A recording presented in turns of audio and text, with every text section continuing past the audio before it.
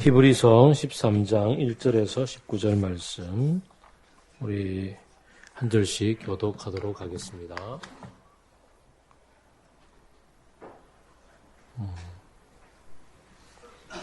서로 사랑하기를 계속하십시오.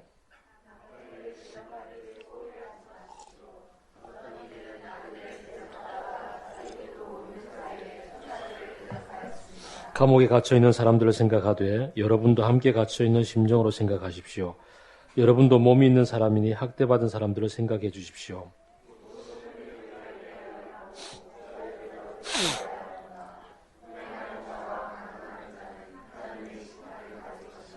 돈을 사랑함이 없이 살아야 하고 지금 가지고 있는 것으로 만족해야 합니다. 주님께서 친히 말씀하시기를 내가 결코 너를 떠나지도 않고 버리지도 않겠다 하셨습니다.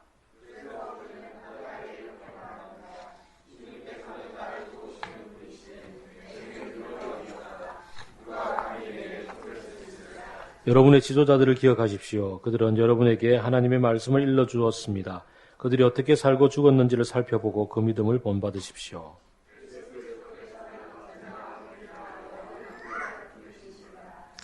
여러 가지 이상한 교훈에 끌려다니지 마십시오. 음식 규정을 지키는 것으로 마음이 튼튼해지는 것이 아니라 은혜로 튼튼해지는 것이 좋습니다. 음식 규정에 매여서 사는 사람들은 유익을 얻지 못했습니다.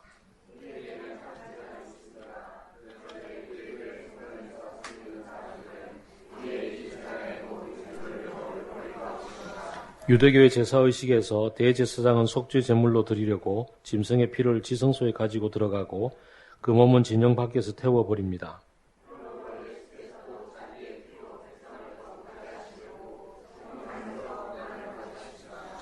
그러하므로 우리도 진영 밖으로 나가 그에게로 나가서 그가 겪으신 치욕을 짊어 지십시다.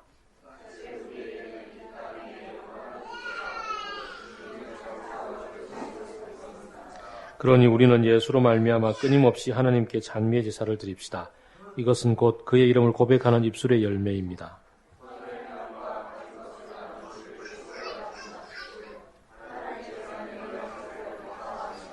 여러분의 지도자들의 말을 고지 듣고 그들에게 복종하십시오. 그들은 여러분의 영혼을 지키는 사람들이요 이 일을 장차 하나님께 보고드릴 사람들입니다. 그러므로 여러분은 그들이 기쁜 마음으로 이 일을 하게 하고 탄식하면서 하지 않게 해주십시오. 그들이 단식하면서 일하는 것은 여러분에게 유익이 되지 못합니다.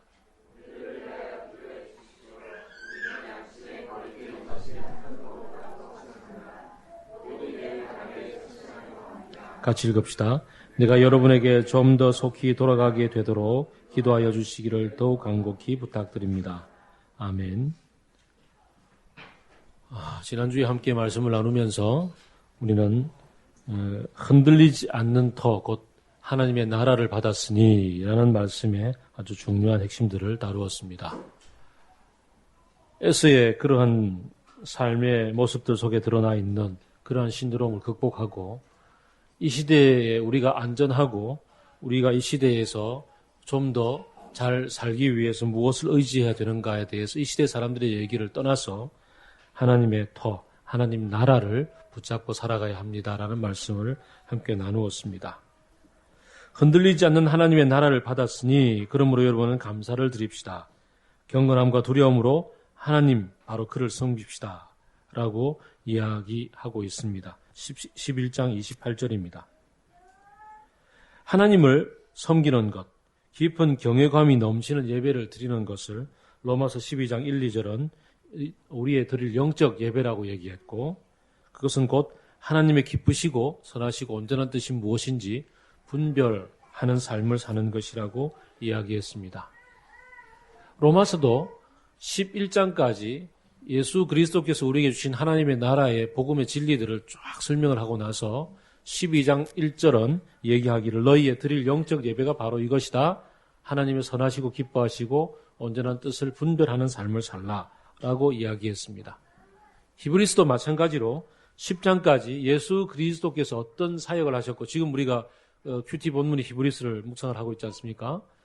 예수 그리스도를 소개하고 그분이 구약과 비교해서 전혀 다른 새로운 제사를 우리를 위해서 드렸던 것이 무엇인지 그 결과가 어떻게 펼쳐질지에 대해서 10장까지 쭉 얘기를 합니다. 그리고 나서 이제 그러므로 우리 앞에 이제 어떤 삶을 산 사람들의 예가 있는가 해서 11장에 믿음의 선진들의 예를 쭉 얘기를 하죠. 그리고 나서 이제 그러면 여러분 어떻게 살 것인가? 주 예수 그리스도를 바라봅시다. 어그러진 다리 고쳐 싸매어서 삐뚤어진 다리를 함께 모아서 예수 그리스도를 바라봄으로 이런 삶을 살아갑시다라고 해서 지난주에 이어서 12장과 13장에서 어떻게 살 것인가에 대한 얘기를 합니다. 예수를 바라보자. 예수를 바라보는 삶은 예수 그리스도께서 우리에게 전해주신 하나님의 나라의 터 위에 서서 사는 삶이다 라고 얘기합니다. 그 삶의 구체적인 모습이 어떤 건가? 오늘은 좀 더 구체적인 예들이 등장을 합니다. 1절입니다. 서로 사랑하기를 계속하십시오 라고 얘기합니다. 사랑하기를 계속하는 것. 지속적으로 사랑하라고 얘기합니다. 일회적인 낭만적인 사랑이나 동정심이 아니라 삶의 리듬이 될 수 있도록 그것이 내 성품이 되어서 삶의 전반에 무의식적으로 드러날 수 있도록 해보라고 얘기합니다. 계속 하십시오. 서로 사랑하기를. 이 얘기가 제일 잘 안 되는 곳이 어딘지 아십니까? 응? 그렇죠. 집이고 부부 사이지요. 자녀가 어떻게 되는 문제에 대해서는 그래도 내 새끼인데 내 배 아파서 낳았는데 그러면서 어떻게 하든 다시 뒤집어져도 누가 안 데려가나 그러고 남의 새끼가 우리 집에 와 있거니 생각하기도 해보고 이러면서 어쨌든 극복을 하려고 애를 씁니다마는 부부 사이에서는 지속적으로 사랑하기가 쉽지가 않습니다. 왜냐하면 문득문득 내가 해준 것과 지가 해준 것에 대한 손익계산서를 많이 따지게 되는 것이 우리의 현실이기 때문에 그렇습니다. 지금 결혼을 앞두고 있는 앞에 있는 두 커플은 아닌 것처럼 얘기하지만 결혼하면 그렇게 됩니다. 함께 손익계산서를 따지기 쉬운 현실들 앞에서 일회적인 사랑이 아니라 지속적으로 사랑하는 법을 훈련하는 것. 그것이 가능하려면 예수를 바라보는 수밖에 없지요. 예수님이 공생의 3년 동안에 어떤 삶을 살아오셨는지, 아니 예수 그리스도가 공생의 3년을 사시기 위해서 만세 전부터 하나님으로부터 시작해서 아니 우리가 에덴 동산에서 그를 버리고 뛰쳐나간 이후부터 시작해서 주님은 어떻게 우리를 쫓아오시며 거기 섰거라 그러며 이제 말 좀 하자 얘기 좀 하자 그러면서 고무줄 붙잡고 늘어지시는 그 하나님의 쫓아오심이 얼마나 집요하고 얼마나 참 아주 깊이 있게 다가오시는지 포기하지 않는 하나님의 그 사랑의 여정이 창세기부터 시작해서 여기에 이르기까지 오늘 우리의 삶에 이르기까지 어떻게 집요하게 흘러왔는지를 묵상을 하면 할수록 이 사랑이 지속적으로 어떻게 될 것인지를 배우게 됩니다. 부부싸움하고 나서 뒤돌아서서 곧바로 성경으로 돌아갈 수 있는 사람은 사이코 아니면 아무도 없지요. 그러나 돌아가려고 의지를 발휘하는 것이 중요하죠. 우리는 지정의를 가지고 있는 인격이지 않습니까? 우리의 정서는, 우리의 감정은 결코 아니고 우리가 알잖아요. 지식적으로 잘 알잖아요. 주님께로 가면 주님은 반드시 나를 바로잡으셔서 다시 아내에게로 가서 여보 미안해 하게 만든다는 사실을 우리는 지적으로 잘 압니다. 경험적으로 잘 압니다. 그래서 더더욱 우리의 감정은 주님께로 가려고 하지 않죠. 그럴 때 의지를 발휘해서 주님께로 가는 것. 형제가 미워질 때 의지를 발휘해서 형제에게 미안해, 형제와 더불어 풀어보겠다 이런 싸움의 현장은 여기 두고 갈등의 현장은 두고 어디로 가야 돼요? 성소로 가야죠. 어디로 가야 된다고요? 어디로 가요? 12장 1절로 가야죠. 12장 1절 2절 읽어보겠습니다. 다 같이 12장 1절 2절 시작.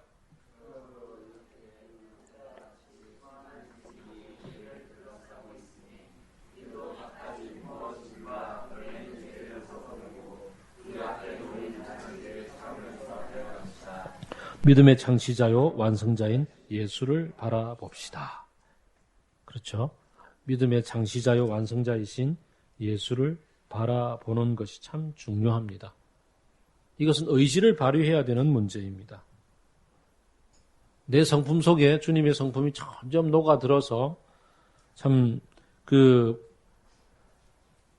종심소욕이나 불구천이다라는 그 얘기처럼 내 마음의 소욕에 원하는 대로 다 행해도 하늘의 뜻을 거스르지 않는다는 그런 경지에 이르기까지 우리는 의지를 다 발휘해서 이 사랑의 성품이 내 성품이 될 수 있도록 주님을 바라보는 것, 그것이 13장 1절 서로 사랑하기를 계속하십시오라는 말씀 속에 녹아있는 얘기들입니다. 우리가 오늘 19절까지 가야 되는데 1절 하는데 지금 약 6분 정도 썼습니다. 오늘 제가 집을 나서면서 아내에게 그랬습니다. 오늘 설교는 짧게 하려면 15분 만에 끝나고 길게 하려면 무한정이다. 그랬더니 아내 말 중간으로 해주세요. 그랬어요. 자, 12절이 아니고 2절. 나그네를 대접하기를 소홀히 하지 마십시오. 어떤 이들은 나그네를 대접하다가 자기도 모르게 천사를 대접하였습니다. 그렇죠. 창세기에 아브라함이 그랬죠. 아브라함이 밭을 갈고 있다가 양떼를 치고 있다가 지나가는 나그네를 만나고 그 들판에서 지나가는 나그네는 참 드문 그런 아주 목축지에서 지나가는 사람을 불러서 아주 좀 쉬었다 가라고 내가 아주 양고기도 잡아주겠다고 좀 배도 좀 채우고 이 먼 길 팔레스타인의 그 아주 팍팍한 여름에 그 건기를 지나가는 그 사람들을 불러서 먹여 주었습니다. 이 사람들은 다름 아닌 소돔과 고모라 성을 멸하러 가고 있던 하나님의 사자들이었습니다. 배불리 먹고 나서 이분들이 이제 가는 길에 나서다가 문득 그 가운데 계신 하나님이 말씀하시죠. 내가 내 친구 아브라함에게 내가 지금 가서 하는 얘기를 하지 않고 갈 수 있겠냐. 그러면서 지금 소돔과 고모라를 멸하러 가는데 라고 얘기하죠. 그때로 이렇게 아브라함이 자기 조카 롯을 생각하고 잠깐만 기다리시라 그러면서 설득하잖아요. 설득을 해서 그 중에 의인이 10명만 있어도 고모라를 멸망치 않겠다는 그런 하나님의 약속까지 받게 되는 일들이 벌어지지요. 부지불식 중에 천사를 대접했던 아브라함. 그래서 하나님의 비밀까지 듣게 되었지 않습니까? 인도의 마더 테레사는 그가 수녀원 학교 교사로서 아주 그 수녀원 담벼락 안에서 주어진 아주 좋은 환경의 아이들을 가르치면서 그렇게 행복한 세월들, 그곳에서 찬양을 열심히 하며 아주 하나님을 찬미하는 삶들을 살다가 어느 날 학교의 행정일을 위해서 캘커타를 수녀원을 나와서 다른 곳으로 가던 이제 출장을 가던 길에 그 역 플랫폼에 널브러져 있는 수많은 행여자들, 수많은 노숙자들을 바라보고서 그들 가운데 한 사람이 다리도 없이 지팡이만 의지한 채 배가 고프다고 목마르다고 나에게 그 물 한 컵만 달라고 이렇게 나에게 돈 한 푼만 달라고 손을 내미는 그 모습 속에 순간 그가 그 모습이 오브랩되었죠. 예수님이 십자가에서 내가 목마르다. 그래서 그는 그 출장을 어떻게 마쳤는지 모를 정도로 허둥지둥 마치고 돌아와서는 학교도 그만두고 길거리로 나가서 노숙자들을 돕겠다고. 사람들이 다 말렸지만 내가 주님을 만났다고. 주님이 거기 계셨다고. 그러면서 그곳으로 가서 돕는 삶을 시작을 했잖아요. 마더 테레사의 삶은 그렇게 시작이 됩니다. 어떤 이들은 나그네를 대접하다가 자기들도 모르는 사이에 천사들을 대접하였습니다. 이런 일들이 마더 테레사에게는 바로 오브랩되어져서 나타났던 거지요. 그렇습니다. 나그네를 대접한다는 것이 묵축지대를 돌아다니던 그런 사람들이었던 그 아브라함 시대 얘기나 그런 것인 줄 알았는데 자기 집을 나서자마자 아주 잘 울타리 쳐져 있었던 그러한 인도는 다 울타리가 쳐져 있습니다. 그 경비원들도 총 들고 지킵니다. 그런 안전한 울타리를 벗어나자마자 그곳에서 나그네를 만나고 그리고 예수님을 만났던 마더 테레사의 삶은 오늘 우리들 속에도 여전히 계속되지 않겠습니까? 오늘도 아마 어김없이 예배를 마치고 나면 두 분의 우리 노숙자분이 찾아오실 겁니다. 만나서 이렇게 1,000원짜리 몇 장 쥐어 드리면 아주 밝게 웃으시고 가는데, 지난주는 제가 애를 바래다 주고 오다가 밑에서 만났습니다. 주머니 여니까 5,000원짜리밖에 없어가지고 1,000원짜리 드리는데 5,000원 드렸더니 너무 좋아하시면서 가셨는데, 이제 이번 주는 얼마를 기대하고 오실지 모르겠습니다만은, 우리 주변에서 내 시선을 조금만 열면 헐벗고 굶주리고 나그네의 삶을 살아가고 있는, 3절까지 가보게 되면 감옥에 갇혀있는 사람들 혹은 학대받고 있는 사람들을 부지기수로 만나지 않습니까? 1, 2세기경에 그때 이 히브리서가 쓰여졌던 당시 로마 시대에는 감옥이 지금처럼 징역 3년, 이런 3년 살고 나온 이런 형벌이 아니라 뭐 단두대 이슬로 처리가 된다든지 태형을 한다든지 이런 징벌을 받기 위해서 대기하는 대기소의 역할을 했던 게 감옥이었습니다. 그럼 감옥에 있는 동안에는 국가가 벌을 내려서 뭐 징벌을 하는 것이 아니기 때문에 밥을 주지 않습니다. 그럼 바깥에서 누군가 연고자를 찾아서 밥을 제공한다든지 뭐 이렇게 요즘 사식을 넣어줘야만 감옥에서 어쨌든 굶지 않고 살 수가 있었던 환경이었습니다. 그때에 오늘 본문의 말씀처럼 1세기에 그리고 2세기에 이 그리스도인들은 그 초대 교회 시절에 그리스도인들의 아주 유명한 한 별명이 뭐였냐면 감옥에 찾아가서 먹거리를 제공해 주는 사람, 재소자들을 후원하는 일에 적극적이었던 사람. 아무런 연고가 없었던 사람들은 그냥 감옥에 있는 몇 날 며칠 동안 굶을 수밖에 없는 그런 현실들 속에 그들을 찾아가서 먹거리를 제공해 주는 사람. 주변에 학대받는 이들을 만났을 때 어떻게 하든지 그들을 돕기 위해서, 오늘 본문은 얘기를 합니다. 감옥에 갇혀있는 사람들은 당신이 갇혀있다는 심정으로, 학대를 받고 있다면 여러분도 몸이 있으니 여러분 몸이 학대를 당한다는 것을 기억하면서 그런 마음으로 함께 하십시오. 예수님 우리에게 주셨던 말씀이 율법의 전체를 핵심을 요약하면 내 마음과 몸과 정성을 다하여서, 목숨과 정성을 다하여서 하나님을 사랑하고 내 이웃을 내 몸과 같이 사랑하라 라고 얘기했단 말이죠. 내 몸이 고통을 느끼는 것처럼, 내 몸이 감옥에 있는 것처럼 그들과 같은 마음이 되어져서 같은 심정을 가지고 같은 아픔을 가지고서 그렇게 할 때 어떻게 도와야 될지, 아니 돕는다라는 측면보다 이 안타깝고 억울한 심정을 이 상황 가운데 어떻게 하면 벗어날 수 있을지 그렇게 같이 고민하고 노력하게 되는 일들을 하게 되겠죠.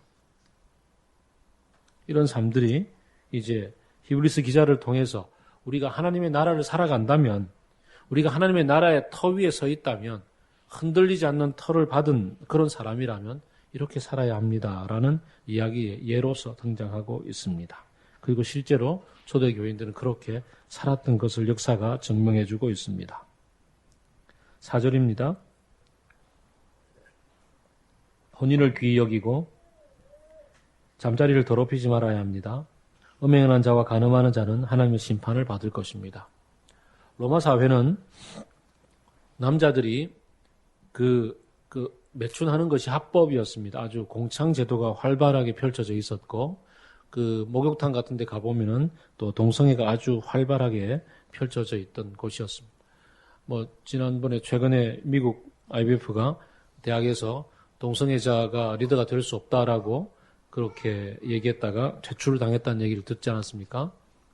그런 얘기처럼 로마 사회는 아주 동성애가 일반적인 상황이었고, 결혼한 부녀자들에게도 남자 노예를 이렇게 마음껏 자기의 성적인 노예로 부릴 수 있었던 것이 자유로운 사회였습니다. 그런 곳에서 너무나도 당당하게, 너무나도 당차게 3절은 얘기합니다. 혼인을 귀히 여겨야 하고 잠자리를 더럽히지 말아야 합니다. 음행하는 자들과 간음한 자는 하나님의 심판을 받을 것입니다. 최근에 젊은이들 통계를 보니까 그리스도인들 속에서, 내가 그리스도인이라고 얘기하는 사람들 속에서도 혼인과 상관없이 성관계의 경험을 가진 사람이 반수가 넘었습니다. 로마 사회나 현실이나 거의 다르지 않습니다. 이런 현실들 속에서 우리도 오늘 본문을 대합니다. 저는 최근에 이혼한 부부를 만났고 이혼한 부부를 지속적으로 좀 상담을 하는 가운데 그 두 사람이 놓여 있었던 그 친구라는 환경이 얼마나 그들을 영향을 미쳤는지를 잘 보게 되었습니다. 참 너무너무 심각한 현실들을 봅니다. 남편과 이혼을 이혼하고 도장 찍고 나오는 아내를 위로해 주겠다고 남자 동창생이 불러서 술 사주고 그리고는 주머니에 힘들지 하면서 돈을 넣어주고 그 다음에는 같이 제법 취한 상태에서 나가면서 자 저기 우리 모텔 보인다 가자 이러고 이혼하고 도장 찍고 나온 여인을 동창생이라는 친구가 그렇게 위로해 주려고 자기 따라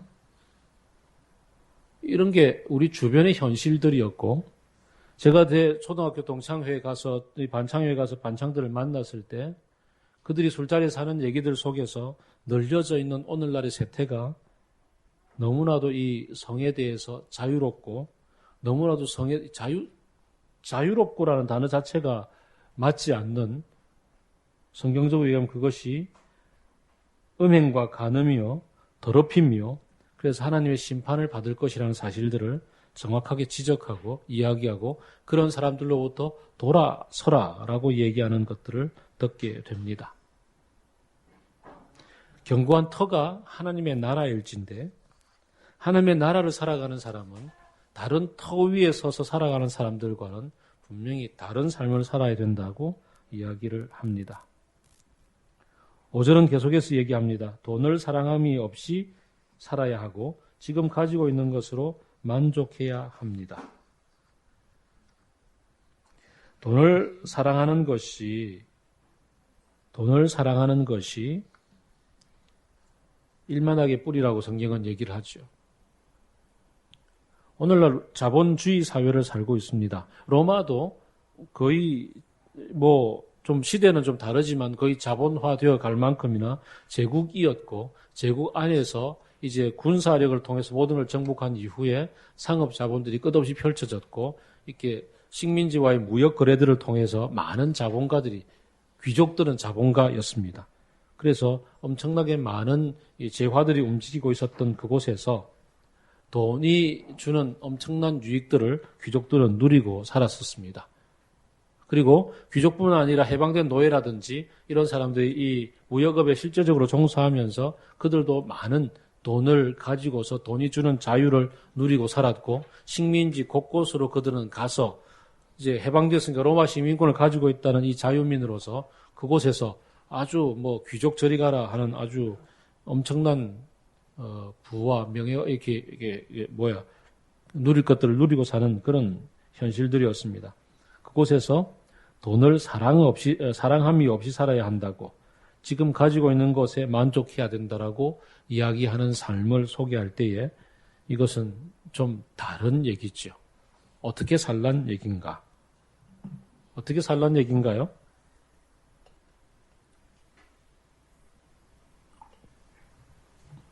돈을 사랑하지 않는다는 것은 어떻게 살라고 하는 것일까요?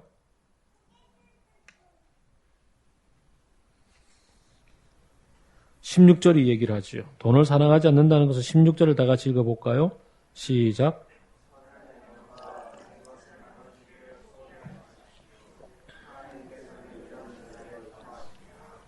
그렇죠. 돈을 사랑하지 않는다는 것은 돈을 버는 일들도 중단하고 옛날에 2000년 직전에 1990년대 말에 한참 유명했던 다미성교회 다가올 미래를 준비하라. 그래서 전부 다 교회에다가 만나면 놓고 그냥 모여가지고 맨날 찬양만 하고 했던 그런 삶을 살라는 얘기가 아니라 내가 가지고 있는 것들을 필요한 곳에 주님이 쓰시고자 하는 그곳에 마음껏 함께 나누어 주기를 소홀히 하지 말라라고 얘기하죠.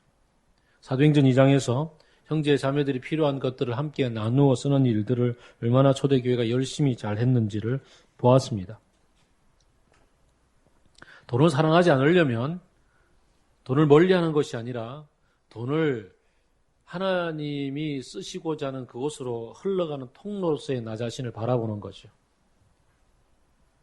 나는 돈이 들어오면 나가는 필요한 곳을 흘러갈 수 있는 통로다라고 생각을 하게 될 때 나는 흘러가는 그 유통로이지 내가 소유하는 곳, 내게 머물러 있는 곳이 아니라는 사실들을 바라보는 새로운 가치관을 이야기합니다. 그러려면 어디에 근거해 있어야 됩니까? 흔들리지 않는 터, 5절이 얘기합니다. 시편 118편 얘기인데요. 주님께서 친히 말씀하시기를 내가 결코 너를 떠나지도 않고 버리지도 않겠다. 주님이 나의 삶을 지켜주신다. 주님의 견고한 터 위에 살아가는 삶은 안전하다. 그러므로 내 현재와 미래는 분명히 주께서 책임져 주신다는 확신을 가지게 될 때 매이지 않는 삶을 살 수가 있겠죠. 그래도 매일 수 있죠. 그래도 여전히 우리들은 두렵죠. 힘들단 말이에요. 그럴 때 이 얘기를 합니다. 자기 자신에게 외치라고 얘기합니다. 6절입니다. 우리는 담대하게 이렇게 말해야 됩니다. 주님께서는 나를 도우시는 분이시니 내게는 두려움이 없다. 누가 감히 내게 손댈 수 있으랴. 우리는 로마서 8장의 마지막 구절들을 암송하고 자기 자신들에게 외칠 필요가 있습니다. 주께서 이토록 나를 사랑하시는데 그 무엇이 주님의 사랑의 소리를 끊을 수 있겠는가? 위협이나 칼이나 공고냐 적신이냐 기근이냐 그 아무것도 우리를 주의 사랑으로부터 끊을 수가 없도다. 우리는 시편 42편을 가지고서 우리 자신을 격려해야 됩니다. 내 영혼아 내가 어찌하여 낭망하며 어찌하여 두려워하는가? 너는 너의 하나님을 바라보아라. 그 하나님은 너를 지키시느라 졸지도 주무시도 아니하시는 분이 아니냐. 그러므로 우리는 주님의 세계관 속에 주님의 터 위에 견고하게 서 있으므로 이런 삶을 살아갈 수가 있게 됩니다. 1절부터 우리는 6절까지 왔습니다. 서로 사랑하고 나그네를 대접하며 감옥에 있는 사람들과 학대받는 이들과 이들을 생각하며 이들을 생각한다는 것은 결국은 돈을 물질을 그들 속으로 흘려보내며 필요한 곳으로 나누어주는 삶을 사는 것이요. 혼인을 귀히 여기고 함께 주께서 주신 이 윤리를 분명하게 지키고 살아가는 것에 대한 얘기를 함께 나누었습니다. 이런 삶을 살려고 하면 어디에 근거해야 살 수가 있습니까? 사실 이런 삶은 아주 구체적인 한 예들에 불과하고요. 이 오늘 히브리스가 얘기하고 있는 것 말고도 서신서들을 보게 되면 수많은 예들이 등장합니다. 그리고 더 많은 창조적인 예들이 우리들의 삶 속에 등장할 수가 있습니다. 이렇게 살 수 있는 것은 사실 이 초대교회 교인들도 뭔가를 보았기 때문에 살 수가 있습니다. 그들도 그들 앞에서 살아가셨던 예수 그리스도를 보았고 그 본 모습을 그대로 살고 있는 사도들을 보았고 사도들의 영향 아래에 있는 그 다음의 제자들을 보았고 그래서 그 제자들의 삶을 본 성도들이 그렇게 살았고 그 삶을 본 사람들은 지속적으로 그렇게 사는 것이 이어져 가게 되어져 있습니다. 결국은 우리는 본대로 행하게 되어져 있습니다. 눈에 보이지 않는 당신께서 우리에게 그렇게 아니 말씀하셔도 그것은 성경일 따름이고 나의 삶의 현실은 달라라고 얘기를 한단 말이에요. 가톨릭 사제들이 성도들에게 이렇게 많은 얘기를 해도 성도들이 그런 얘기를 하죠. 신부님은 장가를 안 가봐서 그렇습니다. 목회자들이 이렇게 많이 얘기를 해도 목사님은 취직을 안 해봐서 그렇습니다. 이런 얘기를 한단 말이에요. 그래서 저는 여러분에게 감히 얘기할 수 있습니다. 저도 교사로 살았었고 장사도 했었고 어쨌든 지금 하고 있는 건 잘 모르겠습니다만 본받음이 있어야 합니다. 우리는 7절을 보게 되면 여러분의 지도자를 기억하시고 어떻게 그들이 살고 죽었는지를 살펴보고 그 믿음을 본받으십시오.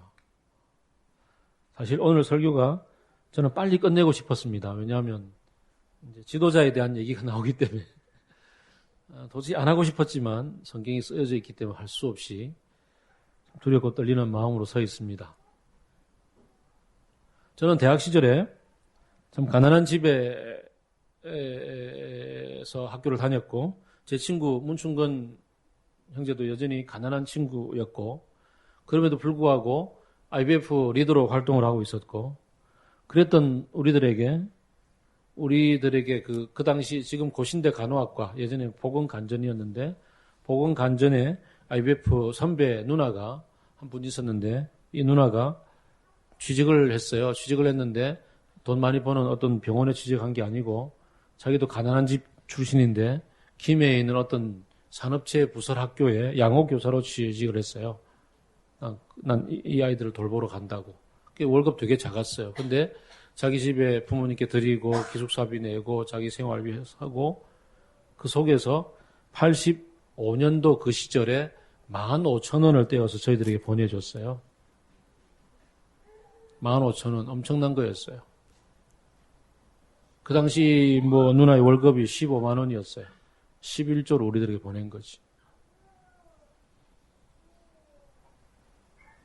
둘이서 7,500원 맞죠? 7,500원씩 나눠가지고 두렵고 떨려서 이걸 쓸 수가 없어요. 어떻게 누나가 어떤 삶을 사는지 아는데. 그래서 그걸로 후배들 책 사주고 후배들 돌보는 데 쓰고 그랬어요. 저는 그 시절에 그 누나의 삶을 알기에 그 누나의 삶을 보았기에 나눠주는 것에 대해서 참 자연스럽다고 생각했고 익숙하다고 생각했지만 저는 여전히 제 속에 나눠주기를 거절하고 있는 제 자신을 많이 발견합니다. 얼마나 제 자신이 참 나눠주기를 참 제대로 잘 못하는지 참 순간순간 많이 발견합니다. 그러면서 결혼을 했더니 장모님이 너무너무 이렇게 아낌없이 나눠주시는 것을 지속적으로 보게 되었습니다. 지속적으로 옆에서 나누어 주시는 이 아무것도 그냥 가진 것 없이 그냥 다 나눠주시는, 바라는 것 없이 나눠주시는 장모님의 삶을 보면서 영향력들이 점점 제 속에 미치기 시작을 합니다. 결혼 이후에 옆에서 지속적으로 나누어 주시는 삶을 보면서 느껴지는 것, 공동체 속에서 이런 모델들을 통해서 보는 것, 이런 것들이 쌓여서 그나마 조금씩 이렇게 나누고 사는데 조금씩 이렇게 열려지는 제 자신을 보게 됩니다. 참 두렵고 떨리지만 이제 저의 삶은 여러분들이 바라보고 있고 여러분들이 이제 함께 제가 가는 만큼 나눠줄 것이고 제가 하는 만큼 또 갇혀있는 사람들과 학대받는 이들을 돌아볼 것이고 제가 하는 만큼 서로 사랑을 지속할 것이기 때문에 이제 점점 더 두려워지고 참 마음이 어렵습니다. 어쨌든 우리는 공동체 속에서 보는 만큼 삶을 살게 됩니다. 그리고 우리 위에 우리를 앞서가시며 삶을 보여주신 분이 있기 때문에 그나마 좀 다행스럽습니다. 어떻게 얘기를 할 수가 있나요? 예수 그리스도를 보라고 얘기합니다. 예수 그리스도 8절이죠. 예수 그리스도께서 어제나 오늘이나 영원히 한결같은 그분께서 하셨던 그것을 보라고 얘기합니다. 그래서 우리는 복음서의 묵상이 매우 중요합니다. 복음서의 장면 묵상을 통해서 사건의 현장들 속에서 예수님이 어떤 마음으로 어떻게 섬기셨는지를 상상을 통해서 들어가서 함께 묵상하면서 따라가 볼 필요가 있고 그 속에 감동으로 젖을 필요가 있습니다. 함께 예수 그리스도를 바라보면서 그분이 하신 만큼 우리가 해 나가는 것을 배워가는 겁니다. 그분은 13절을 보니 영문 밖으로, 진영 밖으로 나가셨다고 얘기합니다. 개역 성경은 영문 밖으로라고 얘기했고요.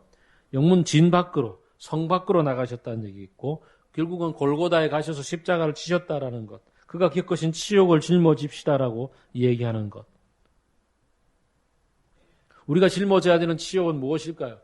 마더 테레사가 자기가 안주했던 그 학교라는 수도원 학교를 벗어났을 때, 그 틀을 벗어나고 거리로 나갔을 때, 그 거리 속에서 예수 그리스도가 계시는 것을 만났고 그를 예배할 수가 있었던 것을 보게 됩니다. 주님을 따라서 우리는 거리로 나가야 합니다. 어제 저는 IBF 30주년 잘 준비된 잔치를 참여했었습니다. 마치고 나서 함께 뒤풀이 시간에 이제 그 이사장님과 기타 저는 여러분들하고 있으면 제가 한 30대 후반 정도밖에 안 되는 걸로 생각하는데 가니까 벌써 나이가 들었더라고요. 그래서 어른들 애들 노는 데는 끼지 마세요. 그러고 아예 따로 방을 내줘가지고 거기서 이사들만 따로 모아다 놨. 거기 가서 이제 얘기를 함께 나누는데 그 고신대 그 기독교 유아교육과 교수님이신 김상윤 교수님이 이사장님이셨는데 그분이 이런 말씀을 하셨어요. 참 도전적이었습니다. 내가 이렇게 계속 살아보니까 그리스도인이 교회 밖에 많이 걸어 다녀요. 교회 안에서 찾기가 오히려 좀 힘들고 교회 밖에 나가니까 그리스도인들이 너무 많더라고. 그런 얘기를 하시는 게 참 충격이었습니다. 교회 밖으로 나가서 교회 밖에서 우리들끼리 안전한 이곳에 모여서 예수님 찬양 이러고 있는 이곳에서 다 끝나는 것이 아니라 우리의 살과 피를 맞대고 살아가는 이웃들 속에서 예수 그리스도가 계신 것을 발견하고 예수 그리스도를 따르는 이들이 그 속에 있음을 발견하고 그들과 더불어 함께 살아갈 수 있는 삶을 살아갈 수 있게 되는 것. 주님을 따라서 우리는 진 밖으로 우리의 성벽 밖으로 안주하고 있는 이 안방을 넘어서 나가야 합니다. 이 말씀을 준비하면서 저는 참 많이 부끄러웠습니다. 저희 집이 워낙 좋은 집이라서 집에 한번 들어가면 나오기가 싫어지는 게 사실 현실입니다. 좀 밖으로 나와서 성도들의 삶을 만나고 이웃들을 만나고 학교에 가 친구들을 만나고 젊은이들을 만나야 되는 게 내 삶인데 자꾸 나이가 들수록 안주하고 싶은 제 자신을 발견합니다. 주님을 따라서 십자가를 지신 십자가의 치욕을 감당하신 그분께 같이 나가서 그가 지신 치욕을 감당합시다. 학대받고 있는 사람들을 찾아가서 그들과 더불어 같이 학대받는 그 자리에 있는 것, 주님의 치욕을 감당하는 일이겠죠. 세월호의 현장 속에서 같이 그 43일을 단식하셨던 그 윤민이 아빠를 대신해서 이어서 40일을 단식하셨던 김영술 목사님과 그 다음에 또 한 분, 갑자기 하여간 두 분 목사님 지금 40일, 43일을 단식을 하셨어요. 광화문 현장에서 일베들이 와서 피자로 폭식하고 있는 그 현장 앞에서 차근차근 일어서서 그들을 찾아가서 그래 맛있니? 라고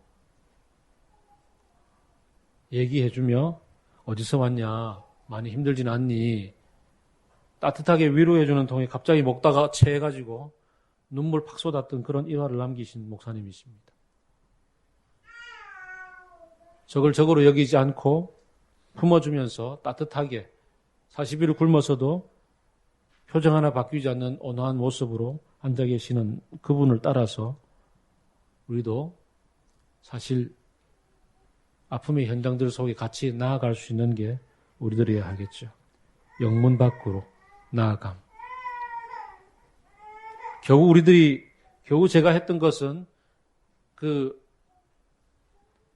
해운대 우리 송구클럽에 찾아가서 형제들과 더불어서 반찬 만들어 같이 먹고 등산 같이 하는 것까지밖에 못했는데 좀 더 이제 더 아파하는 이들을 찾아가서 함께 더 나누고 더 같이 고민하고 더 같이 그곳에서 예수 그리스도를 발견할 수 있는 그런 삶을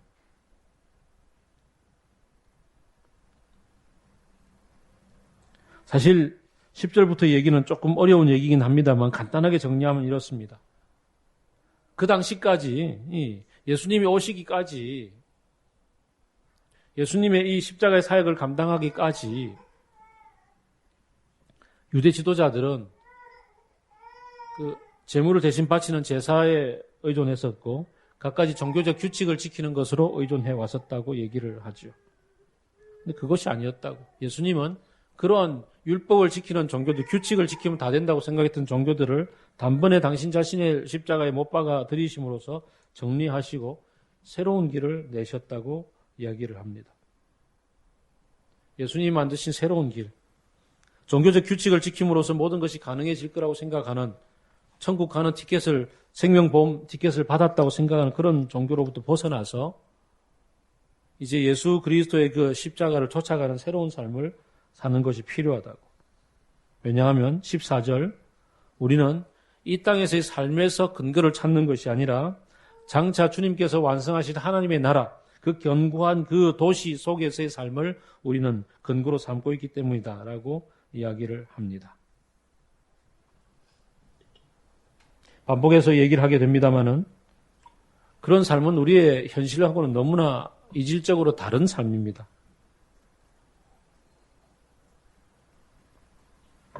그 다른 삶을 살기 위해서는 끊임없이 우리를 훈련해야 합니다.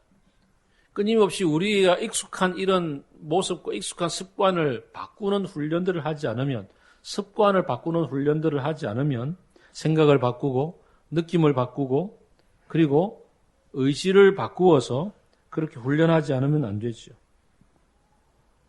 어디로 바라보는 훈련을 해야 됩니까? 15절 예수를 바라보는 찬미의 제사를 드리는 훈련, 주님께 예배 드리는 훈련, 주님을 온전히 바라보는 훈련, 개인적으로 예배 드리고 함께 공동체로 예배 드리고 그렇게 꾸준히 주님의 보좌 앞으로 나아가는 훈련, 주님의 말씀을 듣고 주님을 찬양함으로 우리의 영혼이 새로워지는 훈련을 하지 않고서는 달라지지 않습니다. 일주일 동안 여러분 삶 속에서 찬양을 얼마나 많이 들으십니까? 일주일 여러분의 일상생활 속에서 얼마나 찬양을 많이 여러분이 직접 불러봅니까? 여러분 일주일의 삶 속에서 얼마나 많이 말씀을 가지고서 이렇게 소리 내어서 읽어보고 말씀을 통해서 아멘하고 화답하는 그런 시간을 가져봅니까? 함께 공동체 속에서 얼마나 많이 예수를 같이 부르고 계십니까? 끊임없이 15절 보게 되면 끊임없이 우리가 훈련해야 될 부분은 예배도 훈련이라는 거죠. 찬양도 훈련이며 말씀을 보는 것도 훈련이고 주님께로 나아가는 것도 훈련이라는 사실을 기억해야 됩니다. 그래야만 이런 삶들이 하나씩 조금씩 드러나지는 거죠. 그 훈련은 이제 주님을 바라보는 직접적인 훈련뿐만 아니라 16절 얘기를 합니다. 선을 행함과 가진 것을 나눠주기를 소홀히 하지 마십시오. 하나님께서는 이런 제사를 기뻐하십니다. 라고 얘기하므로 이것이 제사라고. 히브리인들이 바라보았던 그 제물 잡아서 태워서 드리는 그 제사가 아니라 이웃들을 바라보고 이웃들에게 선행을 하며 나누어주는 삶이 바로 제사라고. 오늘 우리로 바꾼다면 그것이 바로 예배라고. 삶으로 드리는 예배라고. 함께 모여서 예배 드리고 주님을 바라보는 이 공동체적 예배뿐 아니라 삶의 예배 속에서도 우리는 훈련이 되어져 가는 거죠. 17절부터 19절은 그 다음 얘기를 합니다. 좀 전에 있었던 얘기랑 중복이 됩니다만 여러분의 지도자의 말을 고지 듣고 그들에게 복종하십시오. 그들은 여러분의 영혼을 지키는 사람들이요 이 일을 장차 하나님께 보고 드릴 사람들입니다. 개역 성경은 이렇게 얘기를 합니다. 저희는 너희 영혼을 위하여 경성하기를 자기가 회개할 자인 것 같이 하느니라.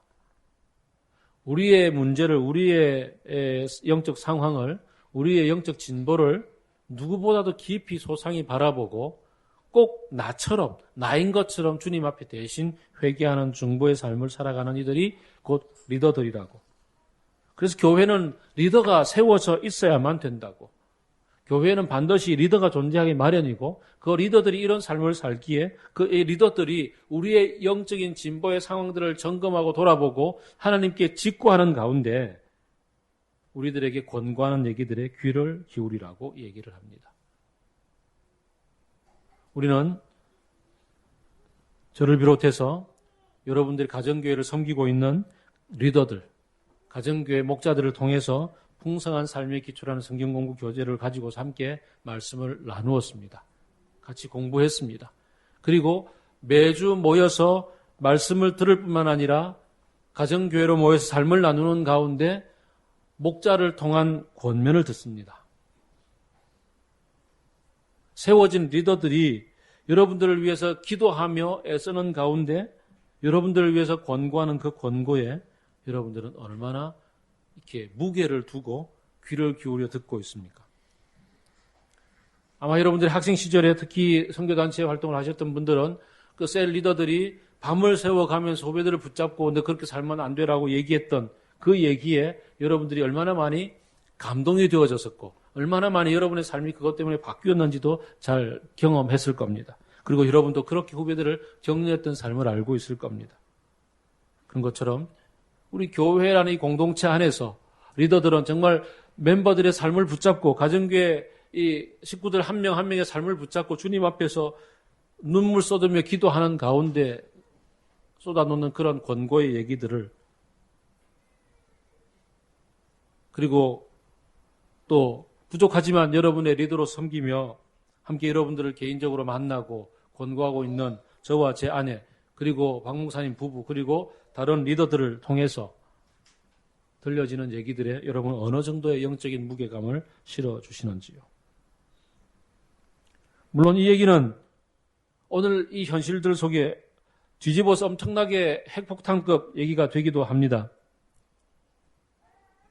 내 삶은 전혀 그렇게 살지 않으면서 내 삶은 예수를 바라보지도 않으면서 내 욕심과 내 배를 채워가면서 그러면서도 강단에 서서 리더를 순종하십시오. 내 말이 곧 법입니다라고 얘기하며 저리로 가야 합니다라고 끌고 가고 있는 수많은 거짓 교사들이 많이 있기 때문에 이 얘기는 우리들에게 새로운 조심할 점을 낳습니다.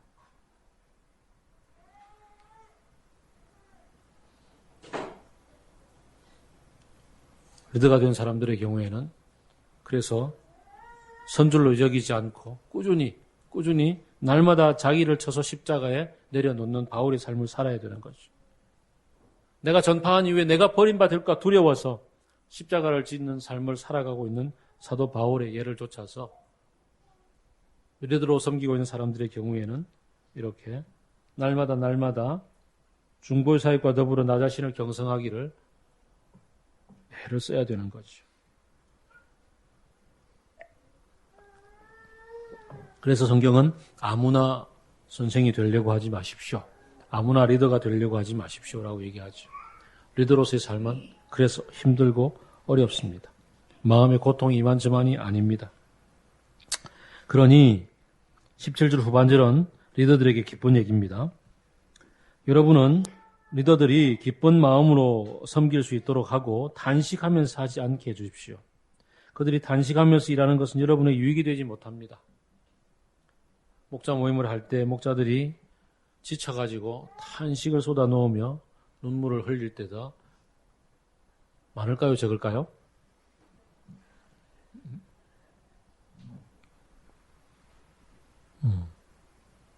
그죠? 그러려면 우리 함께 힘을 모아서 서로를 격려하는 것이 중요하죠. 18절은 얘기합니다. 우리를 위해 기도해 주십시오. 리더들을 위해서 기도하는 것이 중요합니다. 저를 위해서도 기도해 주십시오. 기도해 주시는 것이 얼마나 중요한지 모르겠습니다. 기도할 때 주기도문을 따라서 주께서 가르치신 기도의 순서를 따라서 중보하심으로 하나님의 뜻 가운데로 우리를 이끌어갈 수 있는 아주 중요한 경험들을 하게 될 겁니다. 지금까지 히브리서 13장을 묵상을 하면서 익숙하지 않은 얘기가 아무것도 없었을 겁니다. 모든 것이 다 익숙한 얘기들입니다. 근데 잘 되느냐? 이것이 문제죠. 얘기를 듣다 보니까 우리 자신들이 어떤 부분에서 기초가 허물어져 있는지 이런 것들이 아마 잘 보였을 겁니다. 그리고 이 얘기들은 서로 종합적으로 연결되어져 있는 것들이라 어느 한 곳이 무너지면 다른 것도 연쇄적으로 무너지는 것이 아주 너무 쉽게 일어난다는 것도 보게 됩니다. 견고한 하나님의 나라 터 위에 서 있다는 것은 지속적으로 자라나가야 되는 것과 지속적으로 그 터 위에 서 있기 위해서 우리가 주를 바라보고 꾸준히 바라보아야 되는 것을 얘기합니다.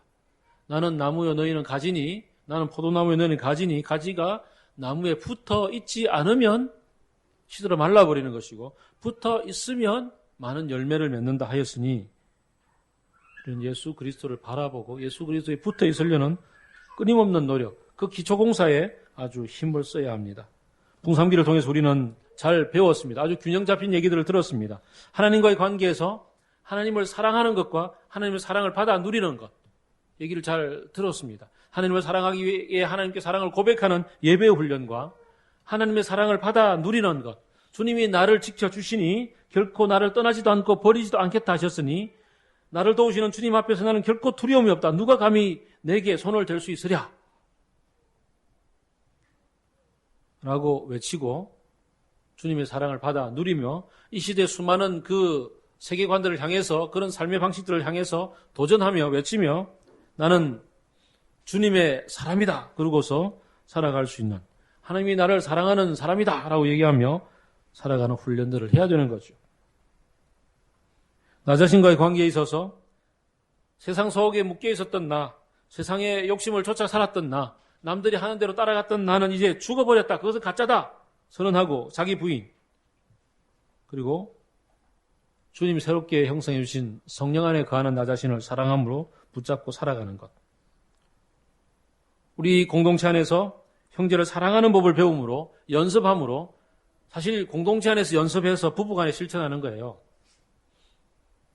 이게 진리예요. 왜냐하면 이렇게 목장에서 서로 밥해 먹고 나면 설거지 남자들이 하지 않나요? 보통 연습했으면 집에 가서 이제 내가 그거 하는 거예요. 그래서 공동체에서 배운 거 가정에서 실천하는 것. 그런 식으로 형제 사랑을 배우고 용서를 배우고 용납을 배우고 남의 자식은 용납이 잘 되니 남의 자식 용납하는 마음으로 내 자식 용납하는 거죠. 그리고 섬겨가는 것들을 배워가는 연습을 공동체 안에서 합니다. 그리고 세상을 바라보며 주님의 시각으로 훈련되어져 가는 것. 주님의 시각을 가지고서 노동을 바라보고 주님의 시각으로 사랑을 배워가고 주님이 그 고통받는 이들과 함께 있는 그 자리에 가서 주님을 경배하듯 그들을 섬기는 가운데 사랑과 정의가 입맞추는 그런 삶들을 바라보게 되는 것. 이런 영역들이 내 삶 속에서 조금씩 이지러지다가 어느 부분에서 펑크가 나와서 그것이 너무나 커가지고 거기에 매달려 있다 보니까 다른 것까지 와르르 이렇게 무너져 있는 것들을 바라보는 게 어쩌면 지금 저와 여러분이 서 있는 현실들이 아닐까 여겨지기도 합니다. 10월을 시작하는 첫 주, 10월의 어려운 멋진 날에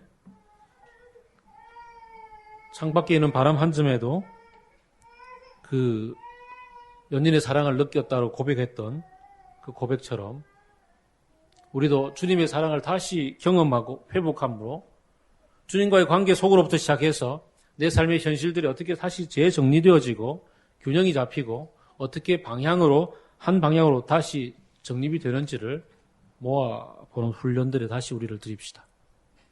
그래서 우리가 그 일을 위해서 사실 좀 풍삼기 했던 게 아리까리하다면은 다시 풍삼기를 시작할 수도 있습니다. 다시 재훈련, 다시 어떻게 들어요? 그런 분들을 위해서 감사하게도 김영우 목사님이 풍삼기를 책으로 만들었습니다. 저희 집에 30권이 와 있습니다. 아주 싼 가격에 판매를 하겠습니다. 다시 한번 이 가을에 풍삼기 책을 가지고 예전의 리더를 찾아가서 우리 다시 합시다. 아니면 새로운 멤버를 찾아서 우리끼리 다시 한번 해봅시다. 부부끼리 서로 읽고 한번 나눠봅시다. 어디서 우리가 무너져 있는지를 다시 돌아봅시다. 회파된 털을 다시 보수해서 균형 잡힌 성장을 통해서 다시 예수 그리스도의 성품이 내 성품이 될 수 있도록 하나님의 나라가 내 안에서 다시 견고한 터가 될 수 있도록 그렇게 우리를 다잡아 훈련을 해봅시다. 그래서 우리가 하나님의 나라를 모르는 것도 아니요. 듣지 않은 바도 아니요. 우리가 지난 전반기, 중반기를 통해서 하나님의 다시 오실 나라에 대해서 훈련하지 않은 것도 아니요. 주기도문을 통해서 하나님께서 가르쳐주신 기도가, 예수님 주신 기도가 어떤 내용인지를 모르는 것도 아닌 우리들이 내 속에서 그것이 삶이 될 수 있도록 다시 한번 재조명해 봅시다. 훈련을 해봅시다. 그래서 우리 히브리서 13장 1절부터 얘기가 그래, 우리 공동체가 이거 잘하고 있어. 우리 한 걸음 한 걸음 가고 있는 거지. 감사한 일이야. 이렇게 서로 격려하고 세워져 나갈 수 있는 그런 예시들이 될 수 있도록 그렇게 우리가 한번 2014년이 가기 전에 다시 한번 우리를 고추 세워 봅시다. 풍삼기 훈련, 한 번으로 끝나는 것이 아니라는 사실을 기억하고 평생 동안 같이 가는 훈련에 다시 한번 우리를 투자하는 시간이 되기를 바랍니다. 어디까지? 내가 주님을 닮아가는 것에 도움이 될 것 같으면 그냥 자연스럽게 취하고, 주님을 닮아가는데 도움이 안 되는 것 같으면 자연스럽게 취하지 않고 버리는 그런 것이 내 자연스러운 성품과 삶의 습관이 될 때까지 같이 한번 가보도록 합시다. 기도하겠습니다.